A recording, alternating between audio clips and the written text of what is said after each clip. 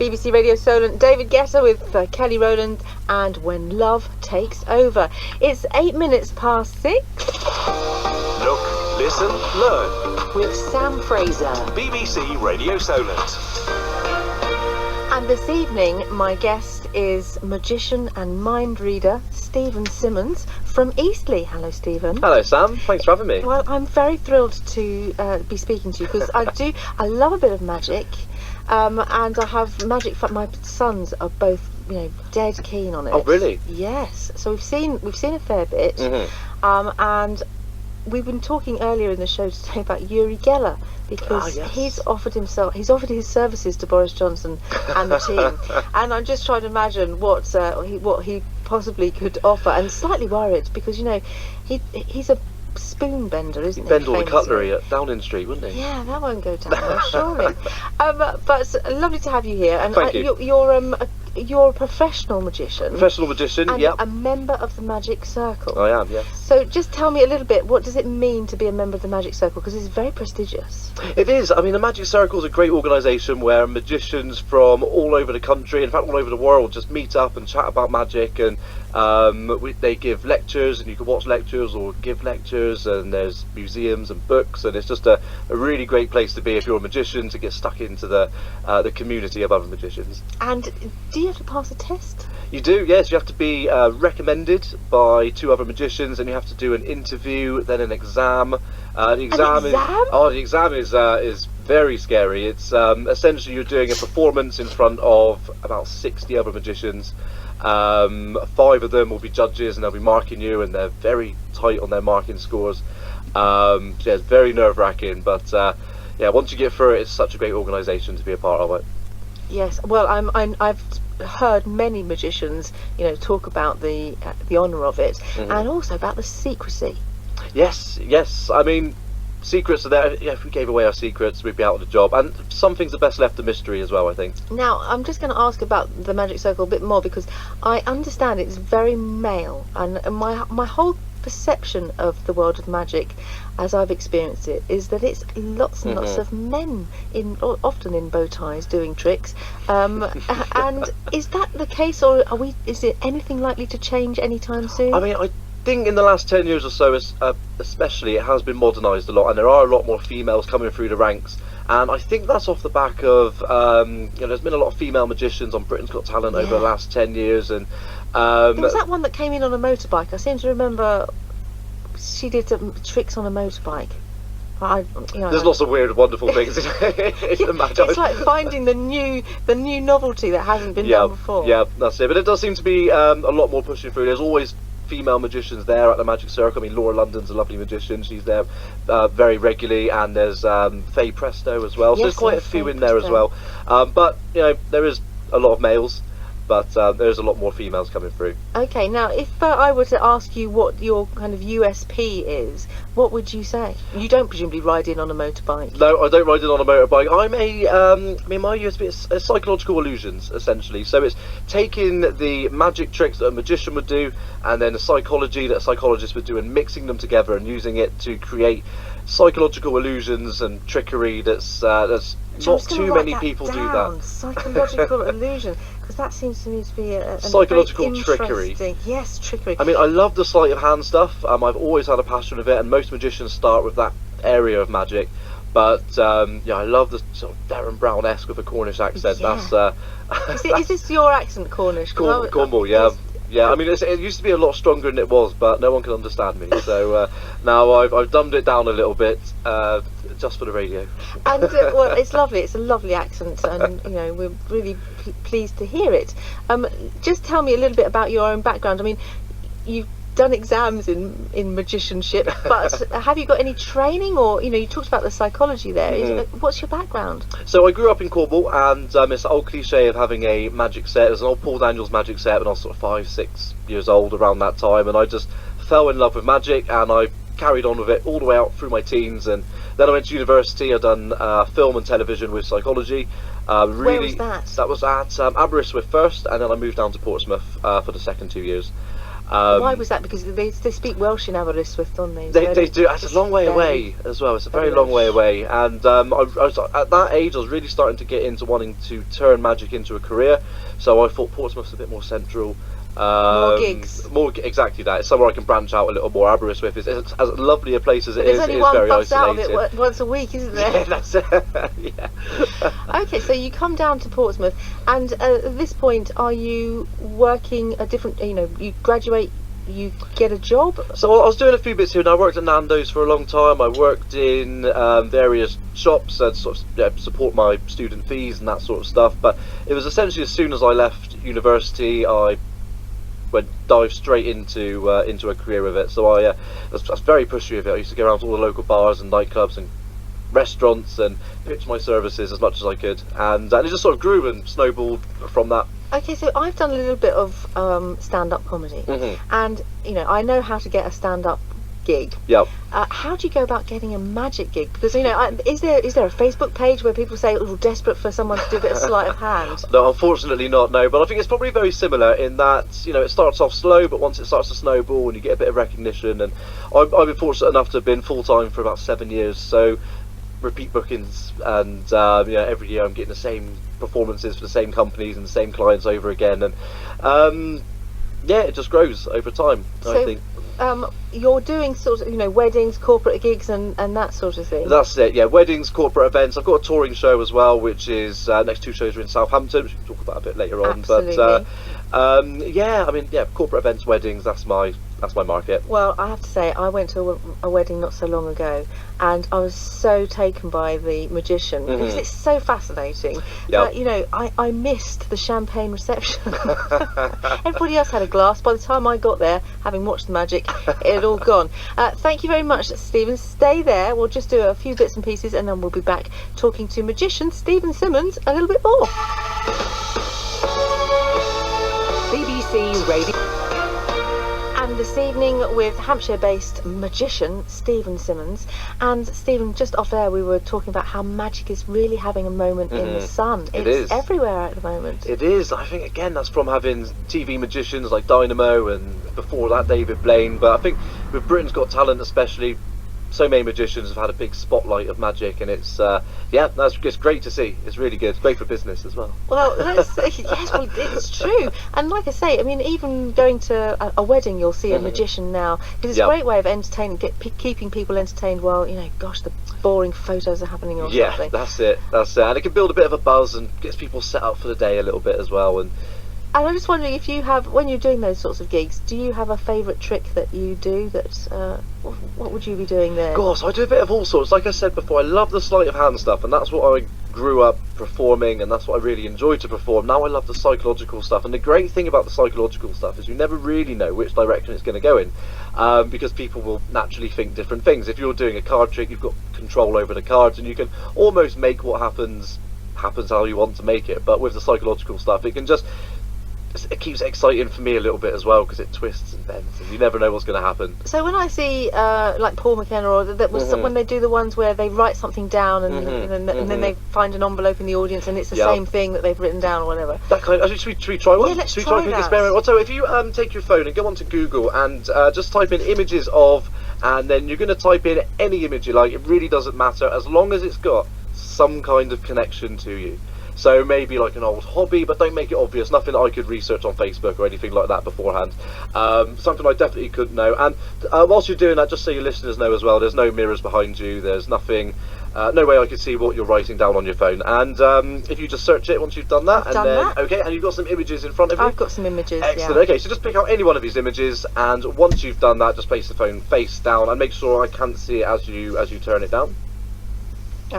Excellent. Okay, so face down. So you're happy this is random, you've just thought of a random image in your mind, and the reason I get you to type it onto Google is so you can really visualise it in your mind, and you've got a solid image in your conscious mind. Okay, so deep breath in and out.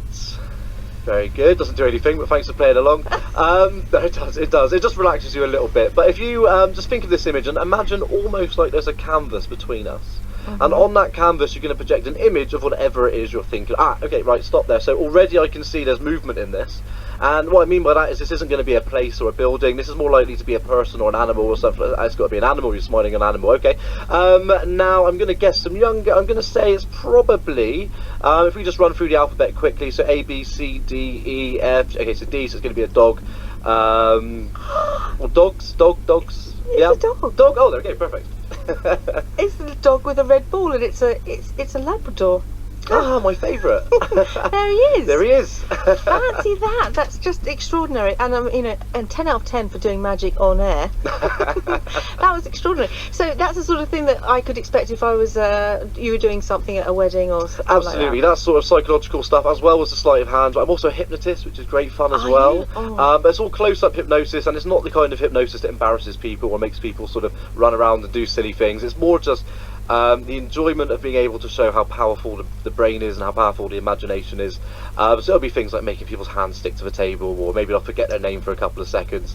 So that's great fun as well. That won't work on me because I forget everything. I forgot the word for emporium. Had to use the word shop earlier. It's a good substitute though. So let's just talk about the show then. Yeah. What can we expect from the show that's different from that kind of stuff that you would be So doing? the show is a mix of all sorts. I had a show last year, and I've taken all the best elements from that and I've adapted it into a new show. So it's a touring show. We put on one show once a month. It's been said to be, it's been funny, laugh out loud funny. It's structured around the idea of suggestion and influence, but there's lots of magic. There's lots of the show's called Mind Games. There's lots of mind games in there, but the whole purpose of it is so everyone can go out for a night, have a good laugh, good fun, see some great magic, and hopefully go home having had a good night and be mind boggled about it as well. Now the thing that interests me is when I used to watch magic growing up on the telly, you'd get a few minutes of it. Yes. But I take my boys regularly to the Edinburgh Fringe, and we go and look at magic shows, and there'll be an hour's worth. And like you were saying there, it's really about entertainment. You can't just do a whole load of tricks one after the other. That's it. I mean, and this is a show that's full of audience participation, and for the price of £2, I don't think you can go wrong. So the first show is actually, the first show of the year is at Mango's in Ocean Village, and that's next Wednesday. So I think we've got about 12 seats left for that. So 12 seats left, and then after that we're in February, which is Bar 1932 in central Southampton. Okay. Now, one of the things that I learned when I was doing stand-up is very much how to connect with the audience and to make friends with them and work that room. I mean, tell me, when did that start for you? When was your first gig, and can you remember how you went about it? I mean, I grew up really being a drama person, so I was always into drama and theatre at school, and that carried on into sixth form. And after that, I was very much into customer focused job roles. So again, working at Nando's, being one-on-one with the public, and I think all of those skills all combined into the magic that I do now. So my first gig, I think I was probably about 16, was my first sort of paid performance. That was a disaster. Did you die? Oh, absolutely. Well, they had all the kids lined up in front of me for a wedding, and I had this act, and part of the act was I took this really big knife and started to sort of hack my arm off with this knife. And I was about 14 at the time, actually, so it was a very bad choice. And some of the kids was crying and running away screaming. It was a very bad choice of material, and I've never done that trick since. Okay. Lesson learned there. And what would you say was the best lesson that you learned, in those early years? What? I think things like that. I mean, it's always a progression of learning, and I think there's always small little bits you can learn and adapt after every performance. I think the biggest lesson I would have learned is that the magic is secondary. What's really important is entertaining people and having fun and having a bit of banter and keeping the mood light and energetic. And I think when I was first started, perhaps I took too much focus on the magic and hey, I'm doing a great trick, but really it's just about having fun and enjoying the experience. I agree. I think actually just being likeable. I've seen a lot of comics, and sometimes I think, if you're not likeable, it's really hard to win an audience round, unless that's your kind of thing. Maybe someone like Jack D being really deadpan, or Stuart Lee tries to lose the room and win them back. But actually, being likeable goes a long way, doesn't it? And people will forgive you. Have you ever had the experience where things have gone horribly wrong and you've had to try and claw it all back? Yeah, I mean, when you're learning magic, you have things called outs, which is a way of making it go right even if it doesn't go right. So something could go wrong, but you can still try and make it look right, so no one would be any the wiser. But the thing with the psychological stuff is you're pretty committed to how it goes, and things do naturally go wrong, but it's the psychological stuff that keeps me on my toes. Well, it's very interesting because when you said think of an image that's somehow connected to you, I couldn't think of anything at all. And goodness only knows why I came up with dogs. But just going back, you are clearly a very confident person, and I think something that I said off air is that it takes a lot of confidence and courage to say, I would like to be a magician, and so I'm going to be a magician. That's how I'm going to earn my living. Yeah. I mean, how did your family react? Because they probably wanted you to be a doctor, didn't they, or a psychiatrist? Luckily, I had a very supporting family in that aspect, and they were great. I think they have as much enjoyment of me performing magic as anyone else, so that's really good. That's lovely. We'll just stay there, Stephen, because we'll do another little bit of furniture, and then we will talk some more. I am in conversation with magician Stephen Simmons, and boy, am I enjoying it. Saying 22 minutes to 7. Look, listen, learn. With Sam Fraser. BBC Radio Solent. And this evening with magician Stephen Simmons, who lives in Eastleigh but is originally from Cornwall. And Julian, thank you for your email saying, Sam, I love Stephen's accent. So do I. It's lovely. You should be really proud of having a lovely Cornish accent thank like you. that. That's very kind, Julian. And you've moved up from the sunny shores of Cornwall. How long have you been in Southampton? About 12 years. Oh, it's a long time. Quite a long time, yeah. Like I went to university in Portsmouth, and I was there for the 2 years, and then I sort of ended up in Southampton. I'm not really sure why, but we were talking about how much energy it takes to motivation to be a self-starter, to say I'm going to be a magician for a living and then do it. As you clearly made a good living out of it, and you've got a mortgage. How did you fill out the application? What did you put where it said job? Definitely not magician. Corporate entertainment services. I'll be magicking up these mortgage repayments every month. So we've talked about how you got started, and let's just talk about your inspirations, because who have been your heroes in the world of magic? It started off with Paul Daniels, Paul Daniels magic set, and when I was young, once I had that set, I started researching him online, and I saw all the old videos, and when I was about 15, 16 was when David Blaine first had his TV special, and it was from that moment I really thought, yes, this is definitely what I want to do. And I was fortunate that I already had it as a hobby before that. But the great thing about what David Blaine did on TV is he didn't focus on the magic tricks, he focused on the audience's reactions. And seeing the way the audience reacted, that's what I wanted. I wanted people to be doing that to my magic. So that was a big inspiration for me. Before that, I mean, there's all the great magicians like Di Vernon, who's very famous in the magic world. Penn and Teller, of course. Dynamos. Yeah, loads of magicians out there that all kind of piece together to influence little bits of what I do. I remember Dynamo. He was the one that hung upside down in a glass box or something. Oh, David Blaine. No, David Blaine does the weird stuff. Dynamo's just running around the streets, doesn't he? Yes. Yeah. In and out of holding bricks. onto the end of buses and things like that. Yeah, very very strange. So tell me a bit more about David Blaine in that box, because everybody was saying, well, how's he going to go to the loo? So he done some fantastic stunts which propelled his career forward. He lived in a block of ice for 3 days. Which was cold, I'd imagine. He lived in a box above the River Thames for 44 days. Stephen, did he really do these things? Yeah, I think he did. Yeah, I mean, I think he did. Yeah, because you can't work out how he did it. Well, I just think he's nuts. He is nuts. And being a magician, you see a different side to him from all the sort of lectures and being a part of that community and he's definitely nuts. I mean, brilliant, absolutely brilliant. Do you spend your time as a magician looking at other magicians and wondering how, or trying to work out what they've done? I love that area of still being amazed, and it's the big illusion shows that still amaze me. So David Copperfield and Chris Angel's show and all the big illusions in Vegas, they still amaze me. I have no idea how a lot of them work.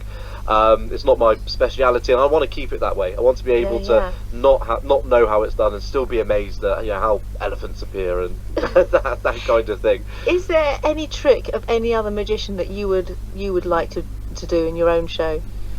Oh, that's a good question. I mean, I think one of my biggest inspirations actually is Darren Brown.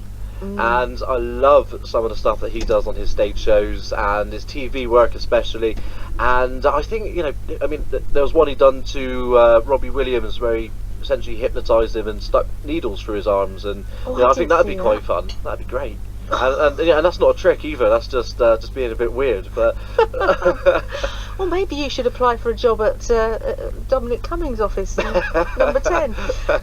Let's just recap. Mind Games, your show. Where can we see that? So next Wednesday is the first one at Mangoes in Ocean Village. The second one after that is at Bar 1932, and then it's at the Dancing Man after that, and then some more venues are being released later. So if you would like to come along, it's my website is how you get the tickets, which is www.stevensimmonsmagic.co.uk, and then just go to the shows section, and it'd be great to have some people come along and enjoy it with me. Absolutely, and it's Stephen with a PH, and Simmons is Simmons.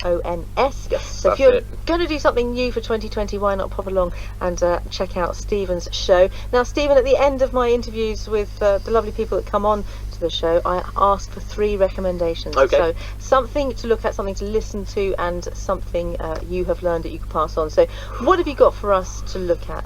I mean, from a magic perspective, would be to look at people who are better than myself. That's what I try and do, and that's how I learn. So I'm always looking at people like Darren Brown and Dynamo and looking at the things they do, and I think that can pass on to any industry. Just look at things that are people that are doing better than yourself, and such an important part of growth mindset, isn't it? Yes, absolutely. Find the people who are doing it better and challenge yourself. Yeah. Lovely. And I know that you're also a big Harry Potter fan. Oh, I'm such a Harry Potter geek. I love it. It's real magic. Have you got a favourite film of the franchise? Anything from Goblet of Fire forward. Yeah. I'm not bad on the first two. I think because they came out when I was about 8, so I've seen them about 20 times. But we're not going to talk about how old I was when they came out. Okay, what about something to listen to? That's a good one. Well, there's a really good quote which I listened to, which I really liked, which was magicians are the most honest people in the world because they tell you they're going to fool you and then they do. And I love that, and I think that's a great thing to listen to. If ever you're around a magician, remember that.